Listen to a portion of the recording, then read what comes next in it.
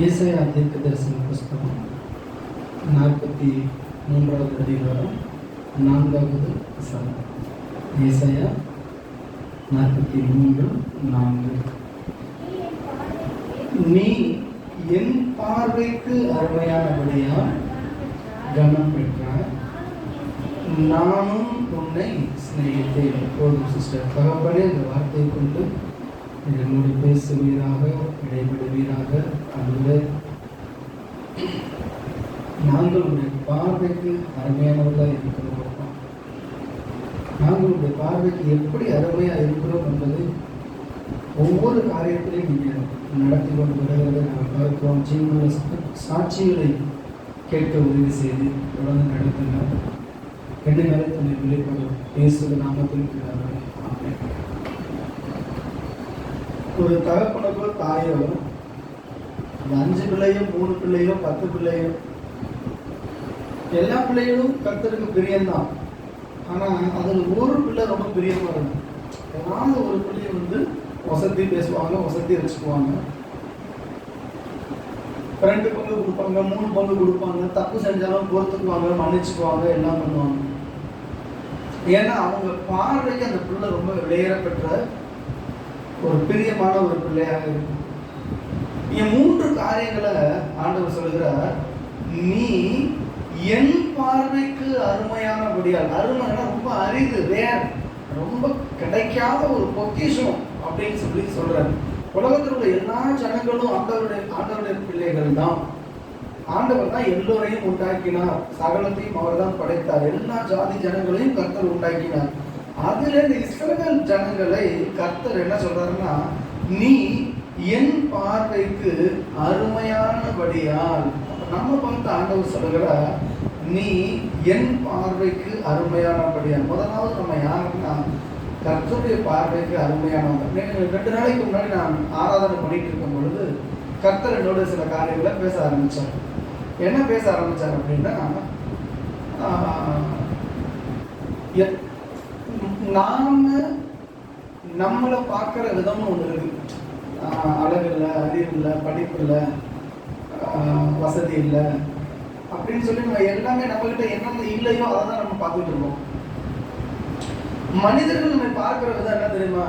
அயோக்கியன், திருடன், பொய்காரன், ஏமாற்றுக்காரன், கொலைகாரன், விபச்சாரக்காரன், இல்லையா? எல்லாரும் சாட்சி சொல்லுவாங்க. ஒருத்தர் யாராச்சும் ஒருத்தர் இன்னொருத்தரை பார்த்து வாழ்நாள் முழுவதும் நற்சாட்சி சொன்ன ஒரு நபர் சொல்லுங்க பார்க்கணும். கடைசி வரைக்கும், கடைசி மூச்சு இருக்கிற வரைக்கும் நம்ம கூட பிறந்தவங்களோ, நம்மளை பெற்றவங்களோ, நம்மளோட வளர்ந்தவங்களோ யாரா இருந்தாலும் சரி, ஒரு நாள் ஒரு வாய் இப்படி பேசிச்சுன்னா மறுநாள் அல்லது 1 வருஷம் கழிச்சோம் வேற மாதிரி பேசும். இதுதான் மனிதர்களுடைய இயல்பு. அப்போ என்ன அப்படின்னா, நேசிச்சவங்க வெறுக்கிற காலம் வரும், கொடுத்தவங்க மறைக்கிற காலம் வரும். எல்லா சூழ்நிலையிலையும் நம்ம அற்பமா எண்ணப்படுகிறோம் அப்படின்னு நினைச்சீங்கன்னா, யாரும் என்னை மதிக்கலையே, யாரும் என்னை கனம் பண்ணலையே, யாரும் என்னை ஒரு பொருட்டாவே நினைக்கலையே அப்படின்னு நினைச்சீங்கன்னா, உலகத்தில் உள்ள யாருமே இப்படி செய்ய மாட்டாங்க, செஞ்சதே இல்லை. நாம பெற்றதும் அப்படிதான், நம்மளை பெற்றதும் அப்படிதான். ஒரு நாள் எங்கள் அம்மா ஃபோன் பண்ணி நேரில் பேசுகிறப்ப நல்லா பேசுவாங்க. ஃபோனில் பேசிகிட்டு இருக்கிறாங்க, பேசி முடிச்சுட்டு சரி கண்ணு சொல்லு கண்ணு என்ன கண்ணு அப்படின்னு சொல்லிட்டு அவ்வளோ தூரம் பேசிட்டு ஃபோனை வச்சுட்டாங்க. ஆனால் கட் பண்ணாங்க. திட்டுறாங்க, அந்த திட்டுறாங்க. நான் ஃபோனை கட் பண்ணிட்டேன்னு தெரியாம, அதாவது ஃபோனில் தான் நான் இருக்கிறேன்னு சொல்லாமல், ஆமாம் இவனுக்கு வேலை இல்லை அப்படின்னு சொல்லி அந்த மாதிரி என்னென்னமோ பேசிகிட்டு இருக்காங்க. இதை நான் வைக்கணுமான்னு கேட்கறதுக்கு முன்னாடி பேசின வாய் வேலை. ஆனால் ஃபோனை கட் பண்ணாமே அவங்க பேசிக்கிட்டு வரதே நான் கேட்டுட்டு இருக்கேன். இதெல்லாம் நான் கேட்கணுமா அப்படின்னு சொல்கிற அளவுக்கு அம்மாவே நம்ம கொடுத்து இருக்கிற சர்டிஃபிகேட்லாம் எப்படி இருக்கு அப்படின்னா அந்த மாதிரி தான் இருக்கும். நாம நம்ம அம்மாவை பார்த்து சொல்ற வார்த்தையை சில நேரத்தில் என்ன ஆகும், ஊரை போல எங்கள் அம்மா உண்டா, எங்கள் அம்மாவை போல யாருமே கிடையாது அப்படின்னு சொல்லி நம்ம சொல்றது உண்டு. ஆனால் பிரச்சனைன்னு வந்துருச்சுன்னு வச்சுங்களேன், நம்ம வாயே நம்ம தான் நம்ம பேசுகிறோமா. அப்போ அது அருமையாய் பிரியமாய் இருந்த எல்லா பார்வையும் ஒரு காலத்தில் அழிஞ்சு போயிடும். அப்போ யார் மேலே ரொம்ப நேசம் வச்சிருக்கிறோம்னா அவங்கள நம்ம கனப்படுத்தும். நேசம் இல்லைன்னா கனப்படுத்தவே மாட்டோம். பொய்யான கணம் ஒன்று உண்டு, உண்மையான கணம்னு ஒன்று உண்டு. பொய்யான கணம்னா ஒரு அதிகாரத்தில் இருப்பாங்க, ஒரு நம்மளோட உயர் அதிகாரி வர்றாங்கன்னா நம்ம கணம் பண்ணி தான் ஆகணும். சிஎம்ஓ பிஎம்ஓ அல்லது யாரோ ஒருத்தவங்க சமுதாயத்தில் அந்தஸ்து உள்ளவங்க வர்றாங்க அப்படின்னா, இன்ஸ்பெக்ஷனுக்கு வர்றாங்கன்னா நம்ம கணம் பண்ணி தான் ஆகணும். ஆனால் அவங்க நேசிக்கிறோம்னா நேசம் கிடையாது. அன்பினால அவங்க நம்ம கணம் பண்ணல, கணம் பண்ண வேண்டிய சூழ்நிலை இருக்கிறோம், அதனால கணம் பண்ணுறோம். ஆனால் இயேசு கிறிஸ்து 3 காரியத்தை சொல்றாரு. நீ என் பார்வைக்கு அருமை, 2வது கனம் பெற்ற, 3வது உன்னை சிநேகித்தேன். நேசிக்கிறேங்கிறத விட இன்னொரு இடத்துல சிநேகித்தேங்கிறது. நேசிக்கிறது வேற, சிநேகிக்கிறது வேற. அந்த சிநேகங்கிறது எல்லாவற்றுக்கும் மேலானது. நேசத்தை விட சிநேகங்கிறது ஒரு படி மேல. இப்போ உங்களையும் என்னையும் ஆண்டவர் எப்படி நேசிக்கிறதை விட சிநேகித்தேன் சொல்லுங்க. இயேசு கிறிஸ்து என்ன, அந்த சி அப்படிங்கிற லெட்டரை மறைச்சிட்டீங்கன்னா நேசித்தேன்னு வரும். அந்த சியை சேர்த்து படிச்சீங்கன்னா சிநேகித்தேன். அப்ப என்னை நேசிக்கிறாரு, நட்பு பாராட்டுறாரு, என்னை கனப்படுத்துறாரு. நான் கர்த்தருடைய பார்வையில நான் அருமையா இருக்கேன். சில நம்ம வாட்ஸ்அப்ல ஸ்டேட்டஸ் பார்ப்போம், இந்த உலகத்துல யார் போனா அண்ணா எங்க ஆண்டவர் இருக்காரு பார்த்துக்குவோம் சொல்லுவோமா இல்லையா? யாரும் எனக்கு தேவையில்லை, நான் என் ஆண்டவர் எனக்கு இருக்கார் அப்படின்னு சொல்லி நம்ம தைரியமா சொல்லிடுவோம். ஸ்டேட்டஸ் எல்லாம் போட்டுருவோம். எப்போ போடுவோம் தெரியுமா?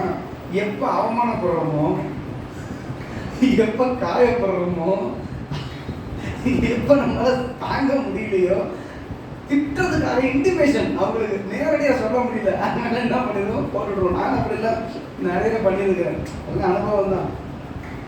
ரொம்ப வேதனையாக இருக்கும் பொழுது நம்ம, ஆனால் அதுதான் உண்மை.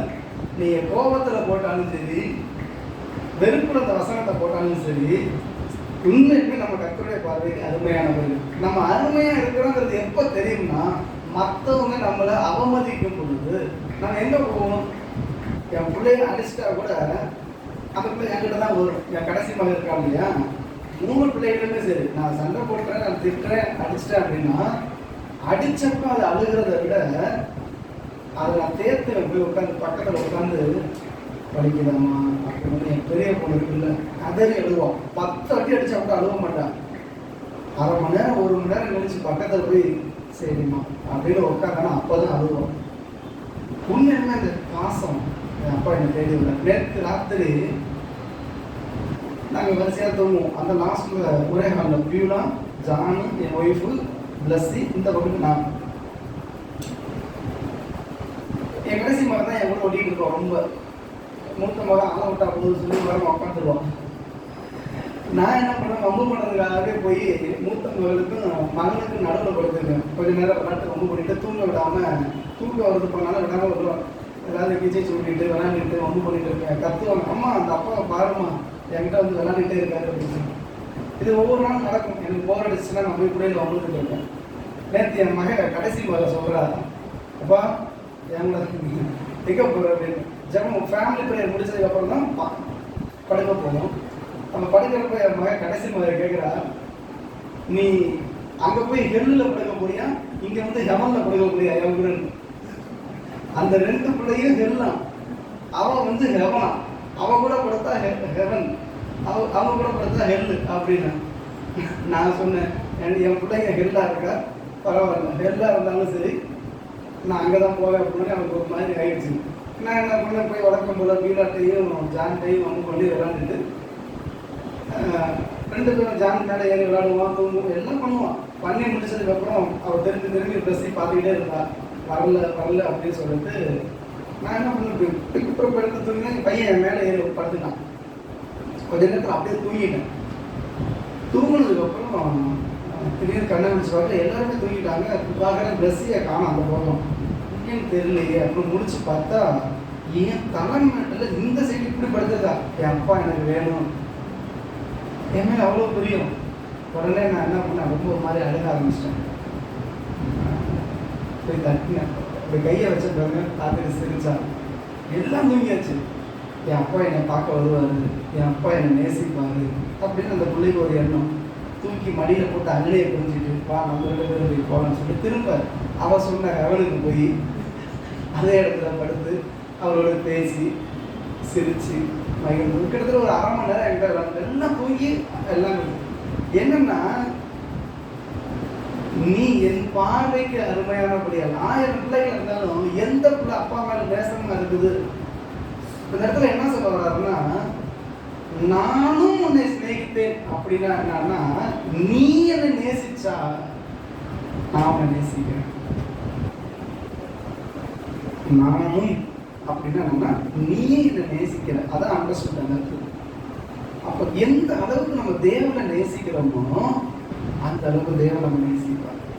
எந்த அளவுக்கு தேவனை நம்ம கனம் பண்றோமோ அந்த அளவுக்கு தேவன் நம்மை கனம் பண்ணுவார். ஒரு சின்ன புள்ள ஒரு மாம்சத்துல இருக்கக்கூடிய ஒரு அப்பாவுடைய அன்புக்கு அந்த புள்ள அவ்வளோ ஏங்குது. நானும் கண்ணு முடிச்சு பார்த்து என் பிள்ளையோட நான் இல்லையே, விளையாட்டுக்கு தான் நான் போய் அந்த பிள்ளைய வம்ப போடணும்னு சொல்லி படுத்தேன். எல்லாரும் என் பக்கத்துல தான் போய் படுத்தேன். ஆனா அவன் எவ்வளோ ஒரு ஏங்கி பார்த்துட்டு இருக்கா. தூங்கிட்டாங்க, பக்கத்துலேயே படுத்துருக்கேன். தலைமாட்டுக்கு இந்த சைடு வந்துட்டான், இப்படி படுத்துருக்கான். எனக்கு தெரியல எங்க இருக்காளுன்ட்டு. இவ்வளவு ஒரு அன்பு. இதைதான் கர்த்தர் எதிர்பார்க்கிறார்.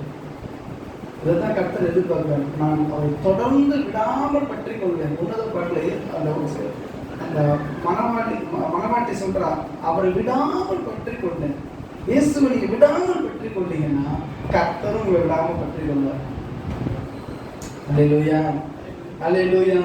சோ தேவன் இஸ்ரவேல் ஜனங்களை நேசிக்கிறப்ப தமது ஜனங்களை கர்த்தர் நேசிக்கிறார், சிநேகிக்கிறார், விரும்புகிறார். இரண்டாவது காரியம், பூமியிலே தேவன் நேசிக்கும் பாத்திரம் பரலோகத்துல தேவனால கனம் பெற்றிருக்கும். இந்த பூமியில நம்ம பெற்றிருக்கிற கனம் இருக்கு இல்லையா, நான் அந்த லெவல் ஆக்கும், இவ்வளவு ஆக்கும், என்கிட்ட இவ்வளவு நகை இருக்கு, இவ்வளவு வீடு இருக்கு, பணம் இருக்கு, அந்தஸ்து இருக்கு, எனக்கு இவ்வளவு வருமானம் இருக்கு, சொத்து சுகம் இருக்கு, இதெல்லாம் நம்ம கனவா நினைச்சிட்டு இருக்கிறோம். ஒரு ராயல் போஸ்ட்ல இருக்கிறோம் அப்படின்னு இல்ல. உண்மையான கனம் எங்க இருக்கு அப்படின்னா பரலோகத்துலதான் இருக்கு. பரலோகத்துலதான் கனத்தை ஆண்டவர் நமக்கு கொடுக்கிறார். உண்மையான ஒரு கனம் மனிதர்கள் மனிதனுக்கு கொடுக்கிற கனத்தை விட பரலோகத்தின் தேவன் மனிதனுக்கு கொடுக்கிற கனம் தான் உண்மையான கனம். ஆமென். அப்ப நாம என்ன செய்யணும்னா, நம்ம பரலோகத்துல போய் கனத்தை பெற்றுக்கொள்ளக்கூடாது. இயேசு கிறிஸ்துவை குறித்து சொல்லும் பொழுது பேதுரு எழுதுவாரு, அவர் கனத்தையும் மகிமையும் பிதாவிடத்தில் பெற்றுக்கொள்ளும் பொழுது நாங்கள் அவரோடு கூட பரிசுத்த பருவத்துல இருந்தோம். அப்ப எப்ப பெற்றுக்கொண்டாருன்னா அந்த வார்த்தை சொல்றாரு, பிதா சொல்றாரு, இவர் என் நேசகுமாரன், இவரில் நான் பிரியமாய் இருக்கிறேன். எந்த நேசகுமாரனோ நேசகுமாரத்தையோ தேவனுக்கு பிரியமா இருந்தா கனத்தையும் மகிமையும் பெற்றுக்கொள்வோம். இந்த செய்தியின் தலைப்பு கனம் பெற்ற பாத்திரம். கனம் பெற்ற பாத்திரம். தேவனை எந்த அளவுக்கு நேசிக்கிறோம்னு சொன்னா அவருடைய கற்பனைகளை கைகொள்வதே அன்பு. ஆண்டவரிடத்துல அன்பு வச்சிருக்கோம் அப்படின்னா ஆண்டவருடைய சித்தத்தை செய்யறது தான் அன்பு. அவருடைய வசனத்தின் கைகொள்றதுதான் அன்பு. இயேசு கிறிஸ்து என்ன சொல்றாரு, என் பிதாவின் சித்தத்தை செய்வதே எனக்கு போஜனம், நான் சாப்பாடே எனக்கு அதுதான். அப்ப யாரு தேவ சத்தத்தை கேட்டு தேவனுடைய குரலை கேட்டு கர்த்தருடைய வார்த்தையின்படி நடக்கிறோமோ அவர்களிடத்துல தேவன் பிரியமா இருப்பார். அதனால சொல்றாரு, நீயும் தேவனாய கர்த்தரிடத்தில் அன்பு கூர்ந்து அவருடைய கட்டளைகளை தான் கைகொள். அப்ப கட்டளைகளை கை கொள்ளும் பொழுது வசனத்தின்படி நம்ம வாழும் பொழுது ஆண்டவர் நம்ம எப்படி சும்மா இருக்க மாட்டார், வந்துடுவார், நம்ம கூட தான் இருப்பார். அல்லேலூயா, அல்லேலூயா. அந்த பாத்திரம் கர்த்தரால கனம் பெற்றிருக்கும். பரலோகத்துல கனம் பெற்ற ஒரு பாத்திரத்தை தான் சாத்தான் பார்த்து பயப்படுவான். நேற்று அந்த உபவாச ஜெபத்துல சொன்னாங்க, உலக அழகி போட்டிக்கு ஒரு கிரீடத்தை செஞ்சு வச்சிருப்பாங்க. யாரு செலக்ட் பண்ணாலும் அவங்க மண்டை சைஸ் அளந்து பார்த்து அந்த நேரத்துல போய் செஞ்சுட்டு வருவாங்க. ஏற்கனவே ஒரு கிரீடம் செஞ்சு வச்சிருப்பாங்க. தகுதி உள்ளவங்களுக்கு அந்த கிரீடம் போய் சேரும். அந்த தகுதியை அடைஞ்ச உடனே உலகத்துல எல்லா மீடியாவும் கிரீடத்தை வச்ச உடனே பயங்கர போட்டோ கிளாப், அடுத்த உடைகளை போட்டு வர்ற வரைக்கும் அந்த அம்மா ஏன் இன்ன வரைக்கும் அது கிளங்கி தோல் சுருங்கி சாகிற வரைக்கும் நான் யார் தெரியுமா உலகத்துல அழகி, நான் யார் தெரியுமா எங்க ஊர்ல அழகி, நான் யார் தெரியுமா எங்க தெருவுல அழகி, எங்க பஞ்சாயத்துல அழகி. அந்த அழகி பட்டம் அது ஒரு கணம் கொடுத்தாங்க போயிடுச்சு. ஆனா அது மறைஞ்சு போகும், மங்கி போயிடும். ஆனா தேவன் நம்மை நேசிக்கிற அதனால வரக்கூடிய அந்த பட்டம், அந்த கணம் ஒரு நாள் விலகி போகாது. அப்ப எந்த மனுஷனாலும் தேவன் இருக்கிறாரோ அவனை கர்த்தர் என்ன பண்றாரு அப்படின்னா சுகமாய் தங்க பண்ணுவார். இப்ப இந்த சிஸ்டர் வந்து சாட்சி சொன்னாங்க, எங்க போனாலும் ஆண்டு ஒருத்தர் அனுப்பி விட்டாரு, என்ன நடக்க கூட விட மாட்டேங்கிறாரு. எனக்கு பல நேரத்தில் இதுதான் நடக்கும். நான் பாட்டு ஊழியத்துக்கு எங்க போனாலும் பைய தூக்கி போயிடுவேன். எனக்கு உரியது என்ன தேடி வரும். நான் கவலைப்படவே மாட்டேன். இதுல வெறும் பர்சோட தான் நான் போவேன். ஆனால் நீர் பார்த்து கொள்ளுது. எனக்கு நான் ஒன்றும் பண்ண மாட்டேன். உண்மைன்னு சொல்றேன், அனுபவிச்சுதான் நான் சொல்றேன். எந்த பிரசங்கமும் எந்த காரியமும் இப்ப பின்னாடி கூட அந்த செய்தியில நான் எடுக்கிறேன். நான் அனுபவிக்காததை, எனக்கு கிடைக்காததை உங்களுக்கு கிடைக்கும் நான் சொல்லிட்டா அது பொய்யன். எனக்கு எங்க குற்றஞானம் செய்ய சொல்லிக் கொடுத்த காரியம் என்னன்னா, நான் பிராக்டிஸ் பண்ணாததை என் ஜனங்களுக்கு நான் சொல்ல மாட்டேன். நான் பிராக்டிஸ் பண்ணாததை என் ஜனங்களுக்கு நான் சொல்லி தர மாட்டேன். அப்போ முதல்ல எனக்கு அது நடக்கணும். கர்த்தர் நல்லவர் என்பதை ருசித்து பார்க்கணும். நான் ருசிச்சு பார்த்தாதான் அடுத்தவங்களுக்கு அதை சொல்ல முடியும். அப்ப தேவன் கனம் பண்ணுகிற விரும்புகிற ஒரு மனுஷன் இவ்விதமாய் ஆசீர்வதிக்கப்படும் பொழுது அதை நான் அனுபவிச்சுதான் நான் உங்களுக்கு சொல்றேன். தேவன் உங்களோடு கூட இருந்து உங்களை காத்து சுகமாய் தங்க பண்ணுவார். நான்காவதாக, தேவன் விரும்பும் பாத்திரத்தை, மிக முக்கியமான காரியம் எழுதி வச்சு கொடுங்க. தேவன் விரும்புகிற பாத்திரத்தை பிசாசுக்கு பிடிக்காது. தேவன் வெறுக்கிற பாத்திரம் இருக்குல்ல, தேவன் தள்ளிவிட்ட பாத்திரம் இருக்குல்ல, அங்கதான் பிசாசு வருவான். சவுலை விட்டு கர்த்தருடைய ஆவி நீங்கினார். கர்த்தரால் வரவிடப்பட்ட அப்படின்னா அனுமதிக்கப்பட்ட ஒரு பொல்லாத ஆவி அவனை பிடிச்சிக்கிச்சு. எங்கே சவுல் ரொம்ப அந்த வசனத்தை நான் படிக்கும் பொழுது அப்படியே நடுங்கிட்டாங்க. அது ஒரு தனி செய்தி. சவுல் கர்த்தரை தேடாததுனால, கர்த்தரை கனம் பண்ணாததுனால, கர்த்தரே அந்த சவுலை வந்து என்ன பண்ணிட்டாரு, கொண்டான். ஐயோ, அந்த வசனத்தை பார்த்துட்டு ரொம்ப அப்படியே நடுங்கி போயிட்டேன். என்னடா இப்படிலாம் நீங்க எழுதி வச்சிருக்கிறீங்கன்னு. 1 சாமுவேல் 10ஆம் அதிகாரம் 14வது வசனம். அதற்காக அவர் அவனை கொன்று ராஜ்யபாரத்தை ஈசாயின் குமாரனாகிய தாவீது வசமாக திருப்பினார். எதற்காக அவர் அவனை கொன்றார்? இந்த ஒரு பெரிய இடத்துல ஒரு சத்தியம் இருக்கு. என்னன்னா, ஃபர்ஸ்ட் அவன் தன்னைத்தானே கொன்றான், சாகல. ரெண்டாவது ஒரு அமலேக்கியன் வர்றான், தலையை வெட்டிட்டு போயிட்டான். ஆனா ஆண்டவருக்கு என்ன எழுதி வச்சிருக்காருன்னா, அவர் அவனை கொன்றார். அதுதான் உண்மை. எதற்காக? 13வது வசனம். அப்படியே சவுல் கர்த்தருடைய வார்த்தையை கைகொள்ளாமல் கர்த்தருக்கு செய்த தன் துரோகத்தின் நிமித்தமும், அவன் கர்த்தரை தேடாமல் அஞ்சனம் பார்க்கிறவர்களை கேட்கும்படி தேடினது நிமித்தமும் செத்து போனான். அவன் கர்த்தரை கனம் பண்ணல, கர்த்தரை தேடல, உலகத்தை தேடினா செத்து போனான். அதற்காக அவர் அவனை கொன்று. இப்ப நம்ம என்ன விரும்பணும்னா, இப்ப பிசாசுக்காக போயிட்டதுனால, பிசாசுக்கு ஒப்பு கொடுத்ததுனால கடைசி வரைக்கும் ஜீவனை அடையவே இல்லை. 5வது காரியம், உலக மக்களுக்கு அவன் ஆகாதவனாகவும் கீழ்த்தரமாகவும் பரிகாசமாகவும் நடத்தப்படுவான். நீங்க கர்த்தரோடு நடந்துட்டீங்கன்னா, நீங்க வேலை செய்யற இடத்துலயோ, நீங்க குடியிருக்கிற இடத்துலயோ, ஊழியர் செய்யற இடத்துலயோ நிச்சயமா ஜனங்களோட பரிகாசம் பண்ணுவாங்க. உங்களை பிடிக்காது, உங்களை ஒதுக்கி வைப்பாங்க. ஏன்னா உலகத்தில் உள்ள ஆவி, அவங்களுக்கு இருக்கிற ஆவி உங்களுக்கு இருக்கிற தேவ ஆவியை பகைக்கும். அதனால என்ன பண்ணுவாங்கன்னா, தள்ளிதான் வைப்பாங்க, புறமை பேசுவாங்க, குறை சொல்லுவாங்க, குற்றப்படுத்துவாங்க. 6வதாக, தேவன் விரும்புகிற ஒரு மனுஷன் மேல சாத்தானுடைய வஞ்சக பார்வை எப்பயுமே இருக்கும். எப்படி பார்ப்பான் தெரியுமா? எப்ப இவனை விளத்தரலாம், எப்ப இவனை காயப்படுத்தலாம், எப்ப இவனை நஷ்டப்படுத்தலாம், எப்ப இவனை நோபடிக்கலாம், எப்ப இப்படி அவமானப்படுத்தலாம், எப்ப இவனை வந்து ஒண்ணு இல்லாம தெருவில் விட்டுறலாம், எப்ப இவனை வியாதிகள் பண்ணிடலாம், என்னைக்கு தேவனை விட்டு பிரிச்சிடலாம். நீங்க கர்த்தருக்கு பிரியமா நடந்துட்டீங்கன்னா சாத்தானுடைய பார்வை உங்க மேல இருந்துகிட்டே தான் இருக்கும். 7வதா, எப்படியாவது அவனை கொண்டு தான் பார்க்கணும். கர்த்தருக்கு பிரியமான பார்க்கறத சாத்தான் என்ன பண்ண மாட்டான், வாழ விடவே மாட்டான். கொல்லணும் கொல்லணும் கொல்லணும் கொல்லணும், அழிச்சு நஷ்டப்படுத்தி காயப்படுத்தி துன்புறுத்தி பண்ணிட்டே இருப்பான். கலங்காதீங்க. பின்னாடி இருக்கிற சாத்தானுடைய கிரியை நம்ம பார்க்க தேவையில்லை. நமக்கு முன்னாடி இருக்கிற தேவனுடைய அன்பை நம்ம நினைத்தோம்னா நிச்சயமா நம்ம தப்பி வைக்கப்படும். இந்த உதாரணமா யோபு எடுத்துக்கொள்ளுங்க. யோபு 1ஆம் அதிகாரம் 8வது வசனத்தை வாசிங்க. யோபு 1:8. யோபு 1:8. கர்த்தர் சாத்தானை நோக்கி, என் தாசனாகிய யோபின் மேல் கவனம் வைத்தாயோ. போது சிஸ்டர். இப்ப என்ன அப்படின்னா, இந்த தேவ புத்திரர்கள் கூடி வருகிற அந்த நேரத்துல சாத்தானும் அங்க வந்து நிற்கிறான். அது தேவ சன்னிதானத்துல வந்து நிற்கும் பொழுது இவன் வாயை திறக்கல. யாரு? பிசாசு வந்து ஆண்டவர்கிட்ட எதுவுமே பேசல. பார்த்த உடனே என்ன பண்ணிட்டாருன்னா, என் தாசனாகிய யோபு மேல் கவனம் வைத்தாயோ ஃபர்ஸ்ட். ஏன்னா இவன் யாரை பார்த்துட்டு வந்திருக்கான்றது யாருக்கு தெரியுது? தேவனுக்கு தெரியும். அதாவது பூமிக்கும் உலாவி பூமியில எல்லாம் சல்லடப்பட்டுதான் தேடி பார்த்து யாரை பார்த்தானா யோபுவை பார்த்துட்டான்.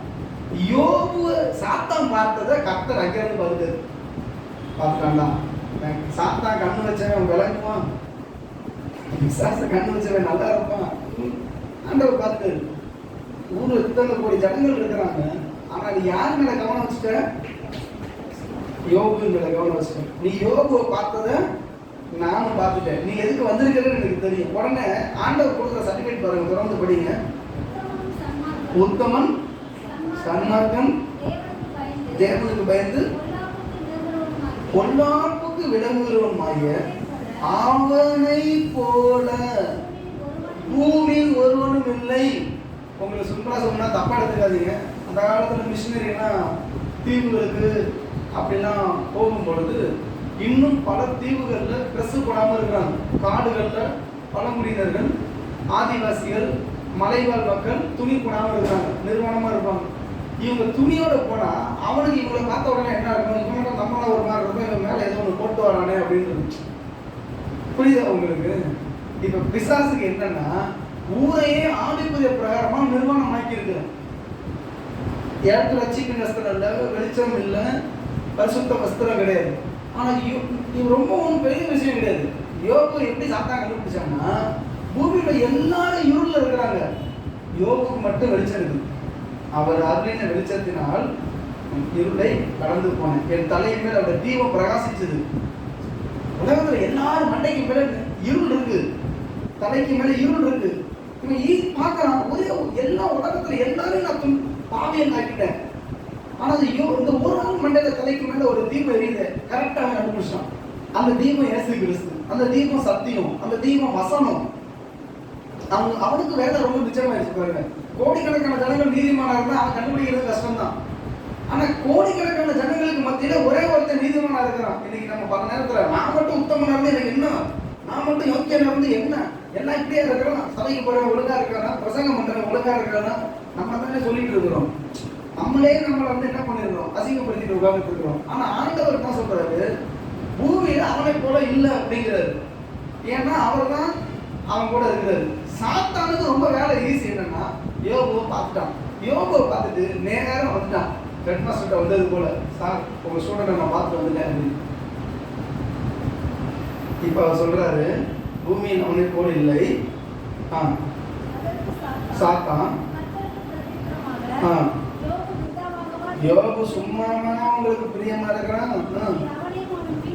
அவனையும் அவன் வீட்டையும் அவனுக்கு உண்டான எல்லாவற்றையும் சுற்றி வேலி அடைக்கவில்லையோ? அப்ப தேவனால் கனப்பெற்ற பாத்திரம், கரங்களை உயர்த்தி சொல்லுங்க, என்னையும் எனக்கு உண்டான எல்லாவற்றையும் சுற்றி வேலி அடைக்கிறார். நீர் என்னையும் என் வீட்டையும் எனக்கு உண்டான எல்லாவற்றையும் இயேசு சுற்றி வேலி அடைச்சிருக்கார். அடைச்சிருக்கிறேன்னு ஆண்டவர் சொல்லல, பிசாசு சொல்றான். ஏன்னா நெருங்கி வரலாம். என்ன வேலி தெரியுமா? என்ன வேலி தெரியுமா? அக்கினி. இன்றைக்கு உங்களுக்கு எனக்கும் இயேசு கிறிஸ்துவின் ரத்தத்தினால ஒரு வேலி இருக்கு. அது நம்ம அக்கினியா இருக்காது. ஆண்டவர் சொல்றாரு, இஸ்ரவேலின் நடுவிலே நான், இஸ்ரவேலுக்கு நான் மதிலை கூட இருக்கிறேன், அதை நடுவே அக்கினியா இருக்கிறேன். அக்கினியாகவும் மதிலும் அவர் இருக்கிறார். அப்ப சாத்தான் ஒரு கனம் பெற்ற பாத்திரத்தை கண்டிப்பா தொடுவான். ஆனா கர்த்தர் கைவிடவே மாட்டார். அல்லேலூயா, அல்லேலூயா. இப்ப பிசாசுக்கு என்ன பிரச்சனை அப்படின்னா, நானே தேவனை போய் அவரை வந்து ஒரு வழியாக்கி அவர்கிட்ட பெர்மிஷனை வாங்கிட்டு வந்து குடும்பத்தை இல்லாம ஆக்கிவிட்டேன், வீட்டை இல்லாம ஆக்கிவிட்டேன், வாழ்க்கையை அழிச்சிட்டேன், சுகத்தை எடுத்துட்டேன், உசுருக்கு மட்டும்தான் இருக்குது, அதை இருந்தால் போயிருக்கும். இப்ப இதுக்கு மேல அவனுக்கு என்ன பண்றதுன்னு தெரியல. அவன் என்ன பண்றான், 4 வாலிபர்ல 4 நண்பர்கள் அனுப்புறான். எப்பயுமே பார்த்தீங்கன்னா நம்ம கஷ்டத்துல இருக்கிறப்ப ஆறுதல் சொல்ல வர்ற ஆரம்பத்துல ஆறுதல் சொல்றது போலதான் இருக்கும். ஆரம்பத்துல நம்ம கிட்ட வந்து அப்படியான்னு சொல்லி பேசி ஆறுதல் சொல்ல போலதான் வரும். ஆனா அங்க அனுப்புனது யாருன்னா பிசாசு. என்ன சொல்றான், நீ சரியில்லை, நீ சரியில்லை, நீ சரியில்லை, நீ சரியில்லை. நம்மளுக்கு அந்த அனுபவம் இருக்கா இல்லையாங்க? இனி வராம இருந்தா கூட நான் நிம்மதியாக இருந்துட்டேன். நீ வந்து உட்காந்து மெனக்கட்டு உன் ஊர்ல இருந்து கிளம்பி வந்து உனக்கு நான் காஃபி போட்டு கொடுத்து டீ கொடுத்து சாப்பாடுலாம் கொடுத்ததுக்கு அப்புறம் சாப்பிட்டு நீ என்னைய தானே சரியில்லைங்கிறிய, உனக்கு என்னை பத்தி தெரியுமா, என்ன நடந்துச்சுன்னு தெரியுமா? ஆனா அந்த 4 பேருக்குள்ளார கர்த்தருடைய சித்தம் தெரியல, என்ன நடக்குதுன்னு தெரியல, ஆவிக்குரிய மண்டலத்துல என்ன நடந்துச்சுன்னு தெரியல. நீங்க நமக்கு நான் சொல்றேன், மிச்சம் உசுறுதான் இருக்கு, என்னை விட்டுருக்கடான்னு அவர் கெஞ்சுறாரு. இதுக்கு மேல என்னால ஒன்றும் முடியலடா, என்னை விட்டுருக்கடான்னாலும் கொண்டாடி சொல்ற, இன்னும் உத்தமத்தில் நிற்பாயோ, கடைசியில் எப்படியாவது உன்னை காலி பண்ணிடுறேன் பாரு அப்படின்னு. அவர் அவசரம்ல பார்த்துக்கலாம் அப்படின்னு. அப்ப பிதாமாகிய தேவனுடைய கனவும் மகிமை நமக்குள்ள இருக்குமானால் நீங்க எந்த ஆட்டத்துல நீங்க போனாலும் கர்த்தர் உங்களை உயர்த்துவார். அல்லேலூயா, அல்லேலூயா. 1 சாமுவேல் 2ஆம் அதிகாரம் 30வது வசனம். சீக்கிரம் வாசிங்க. 1 சாமுவேல் 2:30. கொஞ்சம் வேகமா போகலாம்.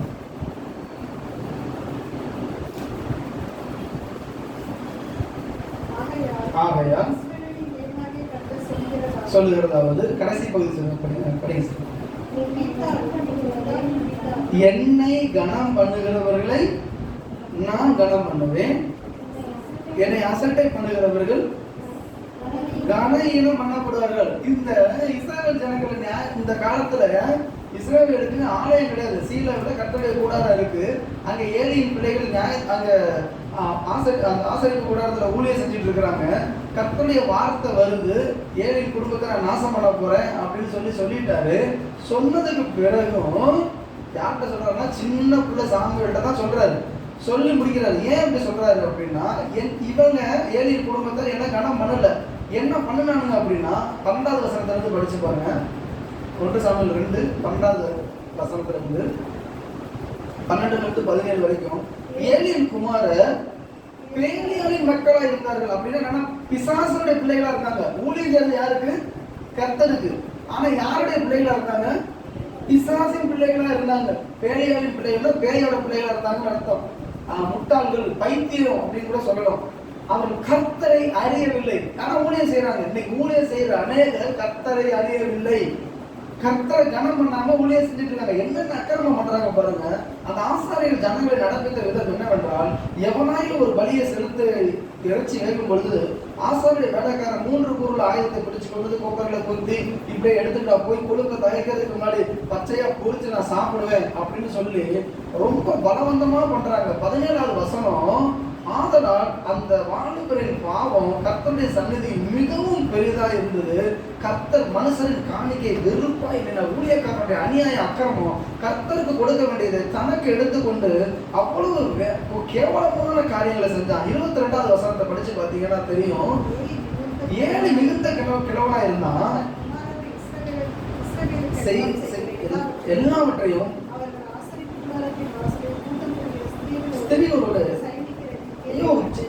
வரக்கூடிய பெண்களை வாழ்க்கையை நாசமாக்கிட்டு இருக்கிறான், கற்பழிச்சுட்டு இருக்கிறான். எங்க தெரியுமா? ஆசரிப்பு கூடார வாசல்ல.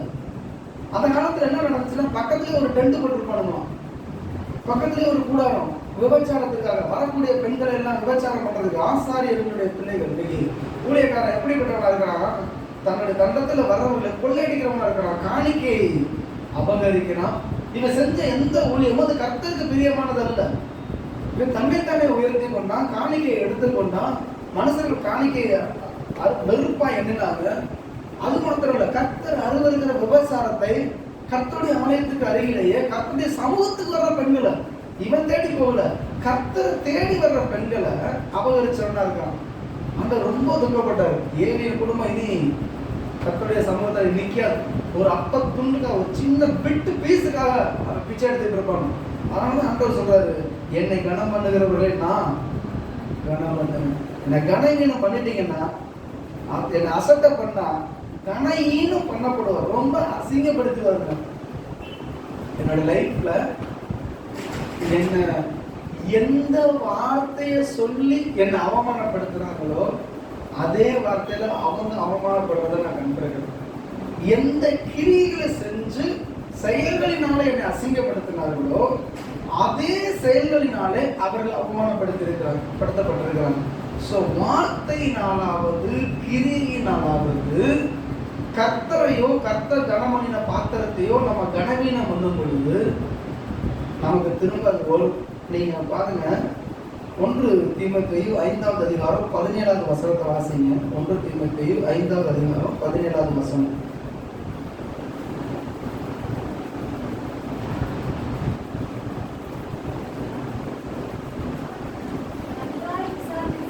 நன்றாய் விசாரணை செய்கிற மூப்பர்களை விசேஷமாக திருவசனத்திலும் உபதேசத்திலும் பிரயாசப்படுகிறவனை. ஒரு ஊழியக்காரன் உண்மையா ஊழியம் செய்யறவன், வசனமா பிரசங்கிக்கிறவன், ஜனங்களை எப்படியாவது கிறிஸ்துக்குள்ள நிலைநிறுத்தணும்னு நினைக்கிறவன ரெட்டிப்பான பாத்திரமாக கணத்திற்கு ரெட்டிப்பான பாத்திரமா நினைக்கணும். ஆனா இன்னைக்கு ஊழியக்காரன் என்ன பண்றான்னா, பிரசங்கம் பண்ண வேண்டியதை சத்தியத்தில் நடத்த வேண்டியதை நடத்தாம எங்க என் கணம், எங்க எனக்கு போர்வை, எங்க எனக்கு சால்வை, எங்க எனக்கு கிரீடம், எங்க எனக்கு காணிக்கை, எங்க எனக்கு காரு, எனக்கு புரியுதா உங்களுக்கு? இதை செஞ்சுட்டு இதை செய்யாம உலகத்தில் உள்ளதை தேடிட்டு இருக்கிறான். கர்த்தர் அதை விரும்புறதே இல்லை. நீங்களும் உங்களுக்கு நான் சொல்றது என்னன்னா, நன்றாய் விசாரணை செய்கிற கர்த்தருடைய ஊழியக்காரனை கனம் பண்ணுங்க. அப்படி கனம் பண்ணல அப்படின்னா நிச்சயமா கர்த்தர் பதில் கொடுப்பார். அதனாலதான் கூடுமான வரைக்கும் தேவ பிள்ளைகளை, விசுவாசிகளை, அபிஷேகம் பெற்றவர்களை எதுவுமே சொல்லாம இருக்கிறது நல்லது. வாயை முடிட்டு வெதுக்கி பெறலாம். ஒருவேளை நம்ம வேதனைப்பட்டா கூட அமைதியா இருக்க, கர்த்தர் பதில் கொடுப்பார். நான் தேவ சன்னிதானத்திலிருந்து சொல்றேன், கர்த்தருடைய ஊழியத்தை செஞ்சு என்னை அசிங்கப்படுத்துறவங்க இன்னைக்கு ஊழியத்துல இல்லை, ஊழியத்திலே கிடையாது. என்னுடைய நியாயத்தை கூட கேட்க விரும்பாம என்னை குற்றப்படுத்துறவங்க ஊழியத்திலே கிடையாது. ஊழியத்தை தாங்கினவங்க அசிங்கப்படுத்துறவங்க செத்து போய் கிடக்குறாங்க. எவ்வளவு பேர் வேலையை இழந்திருக்கிறாங்க, குடும்பத்தை இழந்திருக்கிறாங்க, வாழ்க்கையை இழந்திருக்கிறாங்க. உலகத்திலே இல்லை. நான் பேர சொல்ல விரும்பல, அனுபவிச்சதை சொல்றேன். என்னை அதுக்காக நான் யோக்கியன்னு சொல்ல வரல. என் மேல இருக்கிறது கர்த்தர், என் கூட இருக்கிறது கர்த்தர். எந்த வார்த்தையை சொல்லி நான் பார்க்கின்ற 16 வருஷம் சாரி இந்த 25 வருஷம் அனுபவத்துல தேவனோடு நடக்கிற காரியங்கள்ல, பக்திக்குரிய காரியங்கள்ல நான் விசுவாசியா இருந்த பொழுது எனக்கு நேரிட்ட அவமானங்களுக்கும் கர்த்தர் பதில் கொடுத்திருக்காரு. நான் ஊழியக்காரனாய் வந்த பிறகு எனக்கு ஏற்பட்டிருக்கிற கஷ்டங்களுக்கும் அவமானங்களுக்கும் கர்த்தரே பதில் கொடுத்திருக்கிறார். இதை நான் பிரதிபலனா பேசிட்டனோ செஞ்சுட்டனோ கர்த்தர் என்னை தண்டிப்பார். நீ யாரு போய் பதில் கொடுக்க, நீ யாரு போய் பதில் செய்ய, நான் இருக்கேன் உன்னோடு. அதனால ஆண்டவர் சொல்றாரு, நீ என் பார்வைக்கு அருமையானபடியால் கனம் பெற்றாய், நானும் உன்னை சிநேகித்தேன். கர்த்தருடைய பார்வையில் நீங்க கனம் பெற்றவர்களா இருந்தா கர்த்தர் உங்களை சிநேகிப்பார். மீண்டும் சொல்றேன், கல்லடி படுதுன்னா சந்தோஷமா ஏத்துக்கணும். ஒரு ரோட்ல போறோம், கிராமத்துல நான் பிறந்து வளர்ந்துருக்கேன். சில மாமரத்துல மாங்காய் இனிக்கும் அப்படின்னா அந்த மரத்தை தான் போட்டு விழுங்கிட்டு இருப்பாங்க. பக்கத்துல ஒரு மாங்காய் பயங்கரமா புளிக்கும். இது கிடைக்கலன்னா வழி இல்லாம வேணா 1-2 பறிப்பா ஏறுமான தவிர அந்த பக்கத்துல யாரும் என்ன பண்ண மாட்டாங்க, போக மாட்டாங்க. நல்ல கொய்யா மரம் இருந்ததுன்னா கொய்யா காயவே வைக்க மாட்டாங்க, பிஞ்சா இருக்கும் போதே கிடைச்சிட்டு போயிடுவாங்க. அப்ப நீங்க நற்கனிகளை கொடுத்து பிதாவுக்கு பிரியமானதை செஞ்சீங்கன்னா நிச்சயமா அடி விழும். போட்டு உழுக்குவான், வெட்டுவான், கிளைய நறுக்குவான், கல்லை விட்டு அடிப்பான், குரங்கு வரும், அணில் வரும், கட்டிக்கிறாங்கன்னா சந்தோஷமா எடுத்துக்குங்க. நீங்க கர்த்தருக்கு கனி கொடுக்குறீங்க, நீங்க கர்த்தருக்கு கனி கொடுக்குறீங்க. 1 நாளாகமத்தின் புஸ்தகம் 16வது அதிகாரம் 27வது வசனம். 1 நாளாகமம் 16வது அதிகாரம் 27வது வசனம். மகிமையும் கனமும் அவர் சமூகத்தில் இருக்கிறது, வல்லமையும் மகிழ்ச்சியும் அவர் ஸ்தலத்தில் இருக்கிறது. அல்லேலூயா, அல்லேலூயா. அப்படின்னு என்னன்னா, தேவ சமூகத்துல தான் உங்களுக்கு உண்டான மகிமை, உங்களுக்கு உண்டான கனம், உங்களுக்கு உண்டான வல்லமை, உங்களுக்கு மகிழ்ச்சி. இப்ப நான் சொல்றேன், வெளிப்படுத்தின விசேஷத்துல சொல்லப்பட்டிருக்கு, கனத்தையும் மகிமையும் வல்லமையும் ஸ்தோத்திரத்தையும் பெற்றுக்கொள்ள யார் பாத்திரமா இருக்கிறோம்? தேவன் பார்க்கிறவரா இருக்கிறார். அதானே உண்மை. நமக்கு மகிமைக்கு வல்லமைக்கு ஸ்தோத்திரத்துக்கு எல்லாத்துக்கும் அவர் தான் பார்க்கிறார். ஆனா இந்த வசனம் என்ன சொல்லப்பட்டிருக்கு அப்படின்னா, மகிமை கனமும் அவர் சமூகத்துல இருக்கு, வல்லமை மகிழ்ச்சியும் அவர் ஸ்தலத்துல இருக்கு. அப்படின்னா அவருடைய பிரசன்ஸ்ல இருக்கு. கர்த்தருடைய சமூகத்துல நீங்க இருக்கும் பொழுது, இப்ப ஒண்ணும் இல்ல, நான் ஒரு பெரிய வாசனை திரவியத்தை நான் இங்க வச்சிருக்கிறேன்னு வச்சுங்க, பரிமளிக்குது. நீங்க உள்ள வந்துட்டீங்கன்னா உங்க மேலேயே அந்த ஸ்மெல் வரதான் செய்யும். அப்ப தேவ சமூகத்துல வரும் பொழுது தேவன்கிட்ட இருக்கக்கூடிய கனம், இப்ப ஆண்டவர்கிட்ட மகிமை இருக்கு, கனம் இருக்கு, வல்லமை இருக்கு, மகிழ்ச்சி இருக்குன்னா ஆண்டவர்கிட்ட நீங்க வரும் பொழுது இதைத்தான் கர்த்தர் எடுத்து உங்களுக்கு கொடுப்பார். எது ஆண்டவர்கிட்ட இருக்கோ அதை கர்த்தர் உங்களுக்கு கொடுப்பார். நாம கிடைக்க வேண்டிய இடத்துல நம்ம கிடைக்காம மனுஷர்கள்ட்ட போய் நீ என்ன கனம் பண்ணல, நீ என்ன மதிக்கல, நீ என்ன அவமானப்படுத்த, நீ என்ன அசிங்கப்படுத்திட்டேன்னு கேட்கவே தேவையில்லை, கேட்க கூடாது. அப்படி கேட்டோம்னா அது ஒரு பிச்சை, நம்ம தாழ்த்திக்கிறோம். நீ என்ன மதிக்கிறது, நீ என்ன உயர்த்துறது, தேவையே கிடையாது. என் ஆண்டவரோடு இருக்கிறார். ஆண்டவர் இப்ப ஏசுநாதர் பிதாவிடத்துல மகிமை கனத்தை பெற்றுக்கொண்டார். கீழே வந்து எல்லாம் கல்ல தூக்கி நிற்கிறான். செங்குத்தா தலையில கொண்டு போய் மலையிலிருந்து தலையில தள்ளிவிடணும் அவர் நெருக்கிறாங்க. அதுக்கப்புறம் பிசாசு உப்பரிகளை கொண்டு போய் கூச்சில செத்தரலாம் அப்படிங்கிறான். பல இடத்துல கல்லை எடுத்துக்கிட்டாங்க. நீங்க தேவனிடத்துல கனத்தை பெற்றீங்கன்னா நிச்சயமா சில நேரம் உங்களுக்கு கல்லடி வரும், சொல்லடி வரும். கலங்காதீங்க, கர்த்தர் உங்களோடு கூட இருக்கிறார். அவருடைய சமூகத்தை நாடுங்க, அங்கே மகிமையும் கனமும் இருக்கு. 96ஆம் சங்கீதம் 6வது வசனம் சொல்லப்பட்டிருக்கு, வல்லமையும் மகத்துவமும் அவர் பரிசுத்த ஸ்தலத்தில் இருக்கிறது. எங்கன்னா கர்த்தருடைய ஆலயத்துல, கர்த்தர் தங்கி இருக்கிற இடத்துல நீங்க எங்கெல்லாம் தேவனை ஆராதிச்சு, நீங்க 1 மணி நேரம் ஆண்டவரை ஆராதிச்சு பாருங்க, உங்க இருந்தம் எவ்வளவு சந்தோஷமா இருக்கு. 1 மணி நேரம் எனக்கு சோர்ந்து போயிட்டுன்னு வச்சுக்கேன், நான் ஒன்றும் பண்ண மாட்டேன், ஃபோன் எடுத்துக்கேன், அதில் பாட்டு வச்சுக்கேன். எனக்கு ரொம்ப பிடிச்சது பாட்டு, பெர்ஃபார்மன்ஸ் பாட்டு. எப்பெல்லாம் நான் சோர்ந்து போறணும், எப்பெல்லாம் குளிர்ந்து போறணும், எப்பெல்லாம் என் வாழ்க்கை சரியில்லையோ, அல்லது எப்பயாவது நான் பாவம் செஞ்சுட்டு குற்ற மனசாட்சியில் ஆண்டவரை தேட முடியாம, ஆண்டோடைய பிரசனத்தை அனுபவிக்க முடியாம, ஜெபம் பண்ண முடியாம தவிக்கிறனோ, போய் என்ன பண்ணுவேன், மொட்டை மாடிக்கு போயிடுவேன், எங்கேயாவது போயிடுவேன், தனிச்சு போய் அப்படியே 2 மணி நேரம் 1 மணி நேரம் ஆண்டவர் ஆராதிக்க ஆரம்பிப்பேன். ஃபர்ஸ்ட் கஷ்டமா இருக்கும். ஏன்னா நான் வேற பிளாட்ஃபார்ம்ல இருக்கிறேன். ஆண்டவருடைய அந்த மண்டலத்துக்குள்ள வர்றதுக்கு நான் வேற மண்டலத்தில் இருக்கிறேன். வர்றதுக்கு கொஞ்சம் டைம் எடுக்கும். மனுஷ ஆவி தேவ ஆவி இடையிறதுக்கு கொஞ்சம் டைம் எடுக்கும். நான் ஏற்கனவே வேதனையில் இருப்பேன், கஷ்டத்தில் இருப்பேன், பாவத்தில் இருப்பேன், ஏதோ ஒரு காரியம் என்னை கர்த்தருடைய பிரசன்னத்தை அனுபவிக்க முடியாது. ஆனால் அதை அப்படியே என்கரேஜ் பண்ண அயன் பாக்ஸை சூடாகிறது போல, கறியை போட்டு போட்டு போட்டு சூடாகிறது போல ஆண்டவரை துதிக்க துதிக்க துதிக்க ஆராதிக்க ஒரு பெரிய டெலிவரன்ஸ் வரும், பெரிய சந்தோஷம் வரும், ஒரு மகிழ்ச்சி வரும். அப்பாவோட பிரசன்னம் என்னை தேடி வரும். 1 மணி நேரம் 2 மணி நேரம் 3 மணி நேரம் போறதே தெரியாது.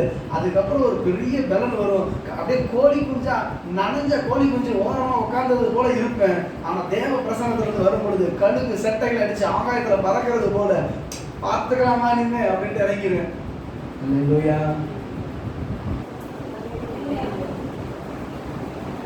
என்ன சொல்றேன், வெளிநாட்டுல விசில் அடிப்பாங்க, கத்துவாங்க.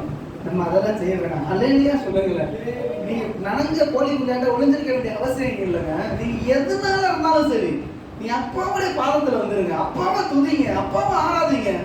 கர்த்தர் உங்களை உயர்ந்த ஸ்தலங்களில் நிறுத்துவார். அவருடைய கனமும் மகிமையும் அவர் சமூகத்தில் இருக்கு, வல்லமையும் மகிழ்ச்சியும் அவருடைய பிரசன்னத்தில் இருக்கு. மகத்துவங்களை கொடுக்கிறவர் அவர். 2 நாளாகமும் 17ஆம் அதிகாரம் 5வது வசனத்தை வாசிங்க. 2 நாளாகமும் 17ஆம் அதிகாரம் 5வது வசனம். இல்ல சிஸ்டர், 2 நாளாகமும் 17:5. ஆகையால் கர்த்தர் அவன் கையில் ராஜ்யபாரத்தை ஸ்திரப்படுத்தினார். யூதா கோத்திரத்தார் எல்லோரும் யோசபாத்துக்கு காணிக்கைகளை கொண்டு வந்தார்கள்.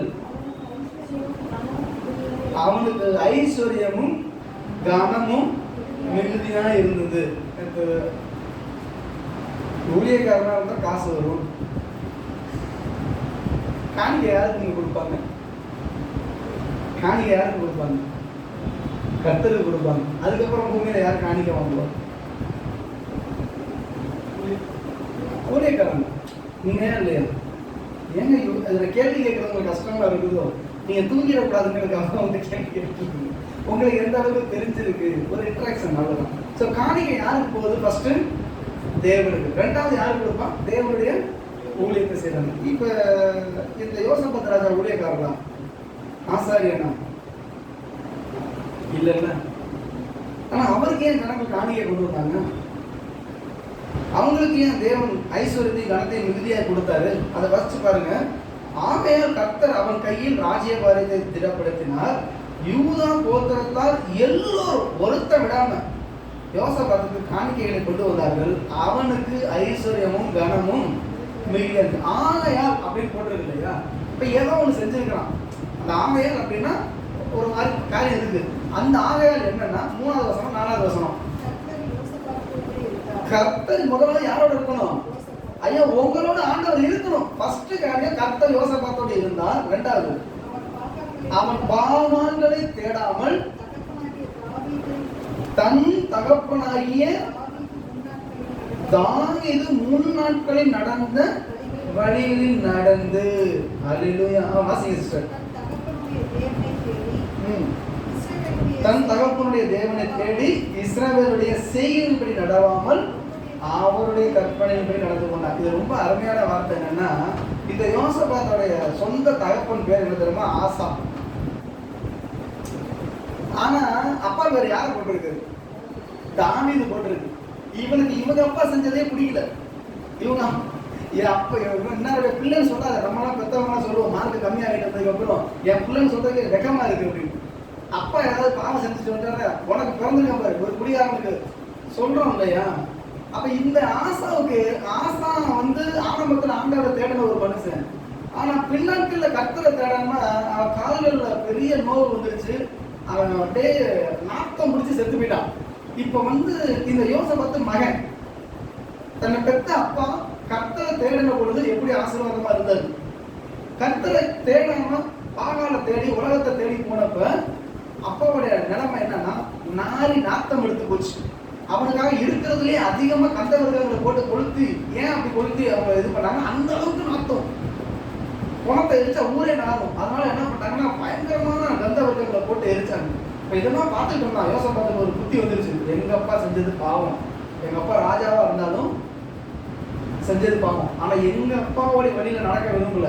யாருடைய வழியில நடக்க விரும்புறேன்னா தாவீது. அந்த தாவீதுடைய வாழ்க்கையில ரொம்ப முக்கியமான வசனம் இருக்கு தெரியுமா? 3வது வசனத்துல தன் தகப்பனாகிய தாவீது முன்னாட்களில் நடந்த வழிகள். ரொம்ப அண்டர்ஸ்டாண்ட் பண்ணணும். தாவீதோட பிற்பகுதி மோசம். உரியாவுடைய மனைவியை பார்த்தான், உரியாவை கொன்னுட்டான். பாவத்துல மேல பாவம். அப்ப தாவீதை பார்க்கலாம். இருக்கிற ராஜாவே தாவீது தான் தேவனுக்கு தெரியும். தாவீதை எடுத்துட்டாரு. தாவீதோட ஹிஸ்டரியை பார்த்தாரு. அவர் விழுந்து போறதுக்கு முன்னாடி, தப்பு பண்றதுக்கு முன்னாடி கர்த்தர் எப்படி தாவீதோட இருந்தாரு, தாவீது எப்படி கர்த்தரை கனம் பண்ணாரு, கர்த்தர் எப்படி தாவீதை கனம் பண்ணாரு, எல்லாத்தையும் பார்த்துட்டே இருக்காரு. அப்ப என்னன்னா, நீங்க ஒரு மனுஷனை பாடி திருக்குறளை சொல்ற குணம் நாடி குற்றம் நாடி அது மிக நாடி குற்றம் குரல் கரெக்ட் தானே நான் சொல்றது? ரெண்டே பாரு, எது சரியா இருக்கோ அதை எடுத்துக்க அப்படிங்கிறாங்க. ஆனா இவர் என்ன பண்றாருன்னா, தாவீது லைஃப் எடுத்தாரு. என் முதல்ல எங்க அப்பா பேரை மாத்துறேன், நான் தாவீதோட பிள்ளை. இன்னைக்கு நீங்க கர்த்தருடைய வழியில நடந்தா நீங்க தாவீதுன்னு போவாங்க. ஒரு ஆமீன். கர்த்தருடைய வழியில நடந்தா உங்க அப்பா பேர் என்னது? எங்க அப்பா பேர் மாணிக்கம். மாணிக்கம் இல்ல, தாவீது. அதுக்கு மேல இயேசு கிறிஸ்து. எங்க அப்பா யாரு? தேவாதி தேவன், அவருடைய பிள்ளைன்னா. அப்ப கர்த்தருடைய முன்னாட்கள்ல நடந்து, அப்ப என்னைக்குமே பாருங்க, பிசாசு கையில ஒப்பு கொடுக்கப்பட்ட ஒரு வாழ்க்கைன்னு ஒரு எல்லாருக்கும் இருக்கும். அதை நீங்க பாத்துறாதீங்க, கனவீனமாயிருவோம். ஆனா தேவன் கையில ஒப்பு கொடுக்கப்படுவது கர்த்தர் ஆசீர்வதிப்பார். சரி, இப்ப நான் வந்து யோபு எப்படி ஆசீர்வதிச்சாரு, தாவீது எப்படி எல்லாம் உயர்த்துறாரு, இந்த இடத்த ரொம்ப நேரம் பத்தாது. யோசபாத்தை எப்படி கனம் பண்ணாரு. அப்ப உங்களுக்கு எனக்கு கனம் வருமா? நான் ராஜாவும் இல்லை, தீர்க்கதரிசியும் இல்லை, ஆசாரியனும் இல்லை, நான் கடவுளும் இல்லை. அப்ப எனக்கு கனம் வருமா? அம்மா கேட்டாங்க, எனக்கு என்ன வரும்? எல்லாமே வரும். ஏன்னா சங்கீதம் 8:5 சொல்லப்பட்டிருக்கு. சங்கீதம் 8:5,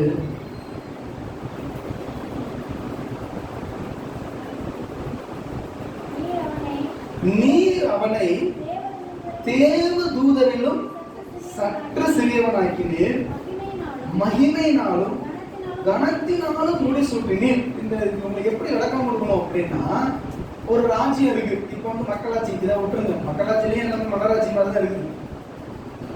இந்த நாட்டுல இங்கிலாந்துல ராஜாவுக்கு ராணிக்கு ஒரு குழந்தை பிறந்துச்சுன்னா அந்த குழந்தை எவ்வளவு கனமா பார்ப்பாங்க?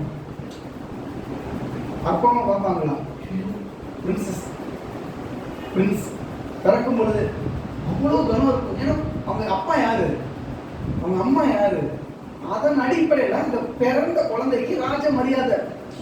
ஒரு முதலமைச்சர் இருக்கிறாரு, அந்த முதலமைச்சருக்கு இப்ப யங் மினிஸ்டர்னு வச்சுருங்க, அவருக்கு குழந்தை பிறந்துருச்சுன்னா ஊரோட எல்லா மினிஸ்டரும் மற்ற எல்லா கட்சிக்காரங்களும் அவங்க அந்த குழந்தைய பார்க்கும்போது என்ன பண்ணுவாங்க? கிஃப்டோட போவாங்க, அதை ஆசீர்வதிப்பாங்க, பார்ப்பாங்க, உயர்த்துவாங்க. ஒரு ஏழை அறியாதவங்க ஊருக்கு ஒதுக்குப்புறமா ஒரு மலைக்கு கீழே காட்டுக்குள்ளார ஒரு ஒரு ஆள் உலகத்துக்கே அறியாத ஒரு குழந்தை பிறகுன்னு வச்சுக்கோங்களேன், அந்த பிள்ளை யாராவது சீண்டி பார்ப்பாங்களா, திரும்பி பார்ப்பாங்களா? இல்ல ஒரு பிச்சைக்காரன். இப்போ நீங்களும் நானும் பிச்சைக்காரனை போல இருக்கிற பிசாசுக்கு பிள்ளை கிடையாதுங்க, ராஜாதி ராஜாவாகிய தேவனுடைய பிள்ளை. இந்த வசனம் என்ன சொல்லுது அப்படின்னா, நீர் அவனை, ஆனா ஒரிஜினல் மொழியில் என்ன போட்டிருக்குன்னா எலோஹிம், தேவனிலும் சற்று சிறியவனாக்கிங்க. நம்ம தேவ ஏங்க இப்ப தேவ தூதரை விட நம்ம சிறியவன் ஆக்கிட்டு நம்மளை விட சின்ன தேவ தூதரை விட நம்ம கம்மி வச்சுக்கணும். எப்படி தேவ தூதர்கள் நமக்கு பணிவிடை அவையில இருப்பாங்க? எபிரேயர் நிருபத்தில் சொல்லப்பட்டது, தேவ தூதரை குறித்தோ அவர் ரட்சிப்பை சுதந்திரிக்க நிமித்தம் அனுப்பப்படுகிற பணிவிடை அவைகள். நமக்கு ஊழியம் செய்யறதும் தேவ தூதர்களை வச்சிருக்கிறாரு. தேவ தூதர்களுக்கு ஊழியம் செய்ய கர்த்தர் நம்மளை அழைக்கல. அப்ப தேவ தூதர்கிட்ட நம்ம யாரு? மேல, தேவனை விட கொஞ்சம் கீழே. ஆனா படைக்கும் பொழுது மகிமையினாலும் கனத்தினாலும் சொல்லினார். அப்ப நம்ம மேல நம்ம எப்ப மறுபடி பிறக்கிறோமோ, அல்லேலூயா, மறுபடி எப்ப பிறக்கிறோமோ கனமும் மகிமை வரும். இந்த மறுபடி பிறக்கிறதுங்கிறது ஞானஸ்நான தொட்டில போயிட்டு வந்ததுனாலயோ ஒரு தரம் மனம் திரும்பினதுனாலயோ வரல. அனுதினமும் அனுதினமும் மறுபடி பிறக்கணும். எப்பெல்லாம் நீங்க மறுபடி பிறக்கிறீங்களோ, புதிய இந்தியா பிறக்கிறதும் போல நீங்க புதுசா பிறந்துகிட்டே இருந்தீங்கன்னா கர்த்தரை கனப்படுத்துவார். அல்லேலூயா, அல்லேலூயா. சரி, கொஞ்சம் வேகமா வாசிக்கலாமா? மிக முக்கியமான ஒரு காரியத்தை சொல்றேன். எனக்கு கர்த்தர் கற்றுக் கொடுத்தது, இதை குடும்பம் வரைக்கும் பிராக்டிஸ் பண்றேன். பிறனை அவமதிக்கிறவன் பாவம் செய்கிறான். வசனம் சொல்ற, இருதயத்துல ராஜாவை நிந்திக்க, இருதயத்தில் நிந்திக்க கூடாது, வார்த்தையில் நிந்திக்க கூடாது, அவமதிக்கவே கூடாது. அப்படி செஞ்சுட்டா யாரை கனவீனப்படுத்துறோம்னா கர்த்தரை கனவீனப்படுத்துறோம். தேவனை மகிமைப்படுத்தி கொண்டு தேவ சாயலாய் படைக்கப்பட்ட ஒரு மனுஷனை நம்ம வந்து தூசிச்சிட்டோம், அவமானப்படுத்திட்டோம், அற்பமா கிண்டல் அடிச்சிட்டேன்னா என் மனசு குத்தும். கர்த்தர் என்னை பாதிப்பார். உரிமையில பேசுறது வேற, பர்பஸ்ஃபுல்லா அவமானப்படுத்தணும்னு பண்ணிட்டோம்னா கர்த்தருடைய சமூகம் நம்மளை விட்டு போயிடும். ஏன்னா தேவனை துதிச்சுட்டு தேவ சாயலாய் படைக்கப்பட்ட ஒரு மனுஷனை அவர் உலகத்தான யாரோ அசிங்கமா நினைக்கவே கூடாது. அவங்களுக்கு ஒரு காரியம் சொல்றேன், ஒரு பறவை இன்னொரு பறவைய போல் சொல்லாது, குறை சொல்லாது. ஒரு நாய் இன்னொரு நாயை வந்து கிண்டல் பண்ணாது, பரியாசம் பண்ணாது. ஒரு மிருகமும் மீனும் பறவையோ எந்த உயிரினங்களும் சக உயிரினத்தை அசிங்கப்படுத்தினது இல்லை, அவமானப்படுத்தினது இல்லை. பசிக்கு சண்டை போடும். ரோட்ல நாய் பார்த்தீங்கன்னா பசிக்கு தான் சண்டை போட்டுட்டு இருக்கோம். ஆனா மற்ற நேரம் சண்டை போடாது. ஒரே காலத்துல எல்லா மிருகமும் வாழும். பசிக்கு அடிக்கும், மற்ற நேரத்துல அடிக்காது. அது பாட்டு அது மேய்ச்சிக்கிட்டு இருக்கும். பாக்குறப்பெல்லாம் மான பிடிச்ச திங்கணும்னு சிங்கம் ஓடாது. பாக்குறப்பெல்லாம் முதல்ல வந்து தண்ணி பிடிக்கிற மிருகத்தை காலி பண்ணணும்னு நினைக்காது. ஆனா மனுஷன் மட்டும்தான் எல்லாரையும் வெறிநாயம் போல கொதறி வச்சுக்கிட்டு இருக்கிறோம். இது யாரால் உண்டாச்சுன்னா பிசாசுனால உண்டானது. அப்ப நாம ஒருத்தரை கனம் பண்ணும் பொழுது, நான் உங்களுக்கு ஒரு சத்தியத்தை சொல்றேன், உங்களை துன்பப்படுத்துறதுக்காக ஜெபம் பண்ணுன்னு ஏன் ஆண்டவர் சொன்னாருன்னா, தான தர்மம் பண்ணுங்க. சத்துரு பசியா இருந்தா உங்களுக்கு வந்து என்ன பண்ண, பிரியாணி வாங்கி கொடு. அவங்க தாகமா இருக்குன்னு சொன்னா கூல்ட்ரிங்க்ஸ் வாங்கி கொடு, போய் பல ஃப்ரூட் ஜூஸ் வாங்கி கொடு.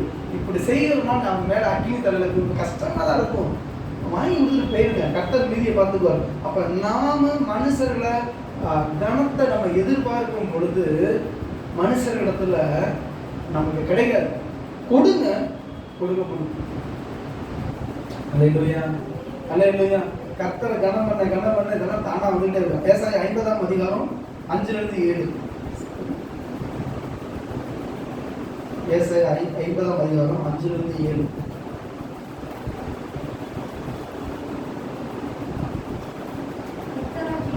கர்த்தராகிய ஆண்டவர் என் செவியை திறந்தார். முதல்ல ஆண்டவர் எனக்காக செவியை திறந்தார். நான் எதிர்க்கல. என் காது கேட்காம இருந்தா நான் எதிர்க்கணும்னு அவசியம் இல்லை.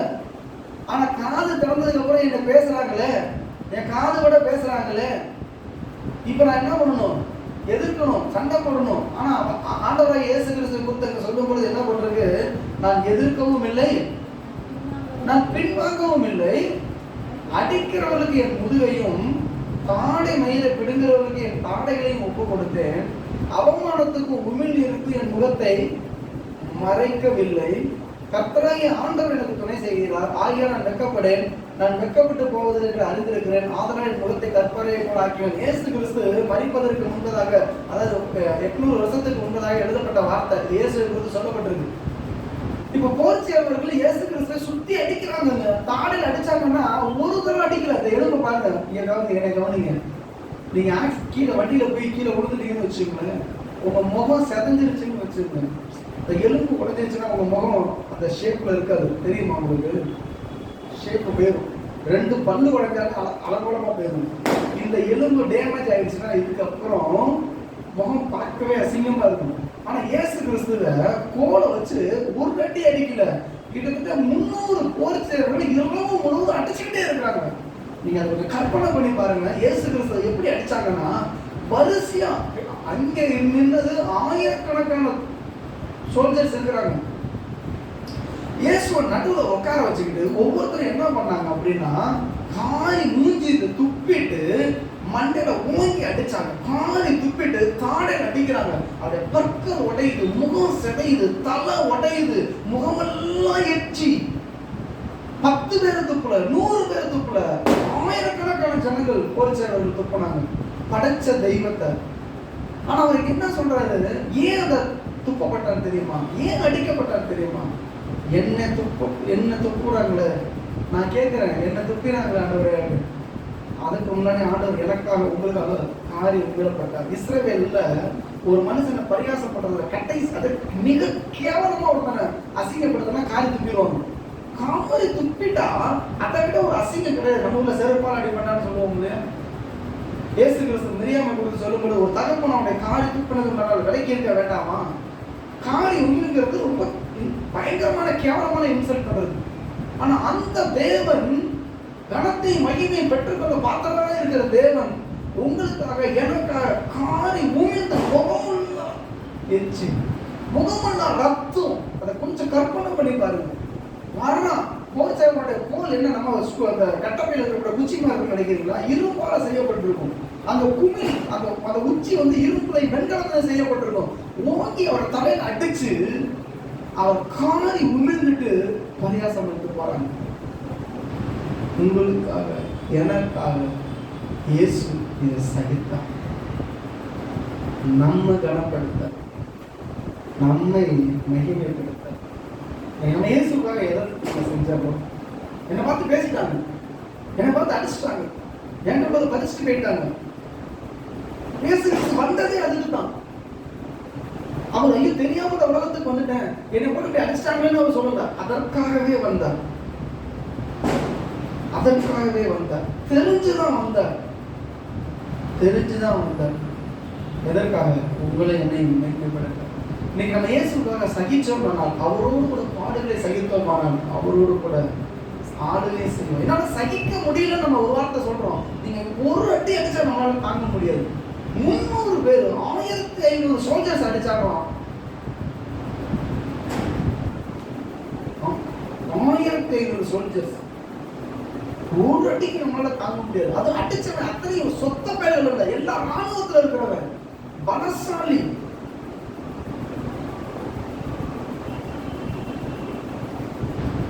நீ என் பார்வைக்கு அருமையானபடியாக கனம் பெற்றார். ஏன் கனம் பெற்றார்? உன்னை மீட்பதற்காக, உன்னை ரட்சிப்பதற்காக, உன்னை தூக்கி விடுவதற்காக இயேசு இவ்வளவு காரியங்களை செஞ்சிருக்கிறார். எபிரேயர் 12:2 சொல்லப்பட்டிருக்கு, தமக்கும் வைத்திருக்கிற சந்தோஷத்தின் பொருட்டு அவமானத்தை எண்ணாமல் சிலுவையை சகித்து. ஆண்டவருக்கு முன்னாடி என்ன தெரியுமா இருந்துச்சு? அங்க சிங்காசனம் இருக்கு. பிதாவானவர் வலது பாரசத்துல ஒரு சிங்காசனத்தை வச்சிருக்கிறாரு. அந்த சிங்காசனத்துக்கு போகணும். அந்த அங்க தேவன் கிரீடத்தை வச்சிருக்காரு, ஆளுகை வச்சிருக்காரு, அதிகாரத்தை வச்சிருக்காரு, நியாய தீர்ப்பு செய்ய போறாரு. மரணத்தின் மேல் அதிகாரம், பாதாளத்தின் மேல் அதிகாரம், பிசாசின் மேல் அதிகாரம், சாபத்தின் மேல் அதிகாரம், எல்லாத்திலையும் ஒரு ஜெயம். தேவன் தமக்குரிய எல்லாவற்றையும் குமாரனுக்கு கொடுக்கக்கூடிய ஒரு நேரம். அந்த பாதைக்கு போகணும்னா இந்த பாதையில தான் நடந்து போகணும். ஒரு பெரிய அரண்மனை இருக்குன்னா சுத்தி அகழிகள் இருக்கும், அதுல முதலைகள் இருக்கும், கஷ்டங்கள் இருக்கும். இன்னைக்கு நம்ம கஷ்டப்படாம சந்தோஷம் இல்லை. எடுத்த ரூட்டு சிலுவை, எடுத்த பாதை சிலுவை பாதை. இன்னைக்கு உங்களுக்கு முன்னாடி ஒரு சந்தோஷம் இருக்குங்க. நீங்க இன்னைக்கு அனுபவிச்சுட்டு இருக்கிற கஷ்டம், இன்னைக்கு அனுபவிச்சுட்டு இருக்கிற அவமானத்தை பார்த்து முடியலன்னு சொல்லாதீங்க. பின்னாடி வச்சிருக்கிற ஒரு மையம் உங்களுக்கு இருக்கு, அதை இழந்துருவீங்க, அதை இழந்துருவீங்க. அன்னைக்கு தேவ சமூகத்துல போகும்போது எத்தனையோ பிரசங்கமார்கள், இந்த உலகத்தை கணக்கிடவங்க, இந்த உலகத்தை அசைச்சவங்க பரலோகத்துல இன்னைக்கு சொந்த கொஞ்சம் கீழ்த்தளத்துல இருக்கிறாங்க. இந்த உலகத்துல 1000 வாழ்ந்தவங்க நிறைய பேர் நரகத்துல வென்று கொண்டிருக்கிறாங்க. ஆண்டவருக்காக வசனத்திற்காக நம்ம கனவீனப்படும் பொழுது, யோபு ஒரு பாவம் செய்யல, ஆனா கர்த்தர் கொடுத்த, கர்த்தர் எடுத்தார், கர்த்தருக்கே மகிமையை செலுத்திக்கிறார். இதனால இது எல்லாவற்றையும் முதல் கொண்டு யோபு தன் உதவியால பாவம் செய்யவில்லை, தேவனை பற்றி குறை சொல்லவும் இல்லை. கர்த்தர் கனம் பண்ணாம விட்டுட்டாரோ? அப்போஸ்தலர் 5:41, அப்போஸ்தலர் 5:41 2 வசனம் படிச்சிடலாம். அப்போஸ்தலர் 5:41 அவருடைய நாமத்திற்காக தாங்கள் அவமானம் அடைவதற்கு பாத்திரராக எண்ணப்பட்டபடியால் சந்தோஷமாய். அப்ப கிறிஸ்துவுக்காக, வசனத்திற்காக, தேவ ராஜ்யத்திற்காக நீங்க அவமானப்பட்ட என்ன பண்ணணும்? சந்தோஷமாய் புறப்பட்டு போய் இயேசுவே உமக்காக அடிக்கப்பட்டுட்டேன், இயேசுவே உமக்காக அவமானப்பட்டுட்டேன், இனிமே உங்களுக்கு ஊழியம் செய்ய மாட்டேன்னு அவங்க சொல்லல. நீ பல நேரம் அசிங்கப்பட்ட, சபைக்கு வரல, ஆலயத்துக்கு வரல, தேவனை தேடல, இயேசு வேணான்னு ஓடிடுறோம். ஆனா இயேசுவாக அடிக்கப்பட்டவங்க அவமானத்துக்கு, ஐயோ இயேசு அவமானப்பட்டதெல்லாம் எங்க கூட இருந்து பார்த்தாங்க. அதனால எங்களுக்கு பரவாயில்ல, எனக்கு அந்த பங்கு கிடைச்சதுனால என்ன பண்றாங்க, அவங்க தினந்தோறும் போய் தேவாலயத்திலையும் வீடுகளிலையும் இடைவிடாமல் உபதேசம் பண்ணி இயேசு கிறிஸ்துவை பிரசங்கித்தார்கள். இன்னைக்கு நீ அவமானம் அடைஞ்சாலும் பேசுவாங்க, பேசுவ சொல்லும். 14ஆம் அதிகாரம் 5வது வசனம், அப்போஸ்தலர் 14:5.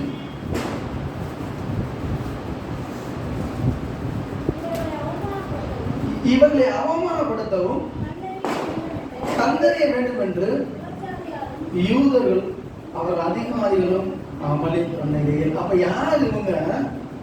அவ்வளவு வல்லமையான கிரிகளை செஞ்சவங்க. 3வது வசனத்தை படிச்சு பாருங்க.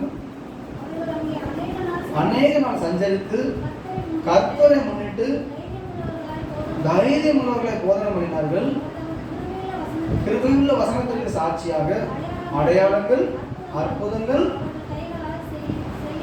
நீங்க உங்க கையில அற்புதம் நடந்துருச்சு, நீங்க சொல்லி தீர்க்க தரிசனம் வரைக்கலாம், பேய்களை துரத்தலாம், அடையாளங்கள், அற்புதங்கள் நடக்கலாம். ஆனா பிசாசு கொடுக்குற ரிவார்டு என்ன தெரியுமா? அவமானம், அடி. அதுக்காக கலங்காதீங்க, கர்த்தரை தேடி ஓடுங்க. கடைசியா ஒரு காரியம், சங்கீதம் 4:2, சங்கீதம் 4:2 வாசிக்கும். மனுபுத்திரரே, எது வரைக்கும் என் மகிமையை அவமானப்படுத்துவீர்கள்? எப்ப ஆண்டவர் அவமானப்படுத்துறோம்னா வீணானதை விரும்பி. நல்ல வாசிங்க சிஸ்டர். மனுபுத்திரரே, எது வரைக்கும் என் மகிமையை அவமானப்படுத்தி வீணானதை விரும்பி பொய்யை நாடுவீர்கள். இன்னைக்கு நம்ம எதை நாடிட்டு இருக்கோம், எதை விரும்புறோம்னா மாயையும் பொய்யையும் விரும்பினா கர்த்தருடைய மகிமையை அவமானப்படுத்துறோம். ஒரு காரியம் முடிவு பண்ணுவோம், ஆண்டவருக்கு பிரியமானதை நம்ம செஞ்சோம்னா யோசபாத்தை போல கனத்தை மகிமையை பெற்றுக்கொள்வோம். ஆண்டவருக்கு பிரியமானதை செஞ்சா யோபுவை போல கர்த்தர் 2 தனியான ஆசீர்வாதத்தை கர்த்தர் கொடுப்பார். ஆண்டவருக்கு பிரியமானது செஞ்சா தாவீதின் சிங்காசனத்தை கர்த்தர் உறுதிப்படுத்தி இயேசு கிறிஸ்து வர்ற வரைக்கும் அந்த சிங்காசனத்தை விட்டு விடவே இல்லை. அந்த வம்சம் அழியலை. எந்த அளவுக்கு நம்ம கர்த்தருக்கு சாட்சியா இருக்கிறோமோ அந்த அளவுக்கு தான் கர்த்தர் நம்மை கனம் பண்ணுவார். கண்களை மூடி ஜெபிக்கலாம். தகப்பனே நம்ம துதிக்கிறோம், ஸ்தோத்திரிக்கிறோம்ப்பா. நீ என் பார்வைக்கு அருமையானபடியால் கனம் பெற்றாய், நானும் உன்னை சிநேகித்தேன். இந்த அளவுக்கு நேசித்தபடினாலதான் அவர் உனக்கு பதிலாக மனுஷர்களையும் ஜீவனுக்கு ஈடாக ஜனங்களையும் கொடுத்தார். என்னுடைய வாழ்க்கையில் ஏற்பட்டிருக்கிற அவமானங்கள், கஷ்டங்கள், பாடுகள், உபத்திரவங்கள் எல்லாவற்றுக்காக துதிக்கிற ஸ்தோத்தரிக்கிறோம். ஆண்டவரே, நாங்கள் ஒருபோது ஏழையின் பிள்ளைகளை போல பேரியாளின் பிள்ளைகளை இருந்துடக்கூடாது. எங்களுக்கு வசனம் தெரியும், எங்களுக்கு இயேசுவை தெரியும், நாங்களும் ஊழியம் செய்யணுன்ற பேர்ல பிசாசுக்கு ஊழியம் செஞ்சாங்கப்பா. கர்த்தர் அவங்களை கொன்று போட்டீர். சவுல் உங்களை தேடாதபடினால நீர் அவனை கொன்று போட்டீர். அவனை அசிங்கப்பட்டது, தலை வெட்டப்பட்டு செத்தான். இன்னைக்கு எங்கள் வாழ்க்கையில கர்த்தர் தலையை உயர்த்தணும். ஆண்டவரே, நீங்கள் தேவதூதர்கள் சற்று சிறியவனை படைத்தாலும் மகிமையான கணத்தினால எங்களை முடிச்சுட்டு இருக்கிறீர்கள். ஆண்டவரே, இந்த கணத்திற்கு நாங்கள் பாத்திரமாக நடந்து கொள்ள, பிதாவாகிய தேவனால கணத்தையும் மகிமையை பெற்றுக்கொள்ள கர்த்தரை நீங்கள் பெருமைப்படுங்க. இயேசுவின் நாமத்தில் ஜெபிக்கிறோம் நல்ல பிதாவே. ஆமென். என் ஆத்துமாவே கர்த்தரை ஸ்தோத்திரி, என் குருவிலே பரிசுத்த நாமத்தை ஸ்தோத்திரி. என் ஆத்துமாவே கர்த்தரை ஸ்தோத்திரி, கர்த்தர் செய்த சகல உபகாரங்களை மறவாதே. ஆமென். நம்முடைய கர்த்தராகிய இயேசு கிறிஸ்துவின் கிருபையும் பிதாவாகிய தேவனுடைய அன்பும் பரிசுத்த ஆவியானுடைய ஐக்கியமும் சமாதானமும் பாதுகாப்பும் என்று நம்ம சதா காலம் நம்ம அனைவரும் இருப்பதாக. ஆமென், ஆமென், ஆமென்.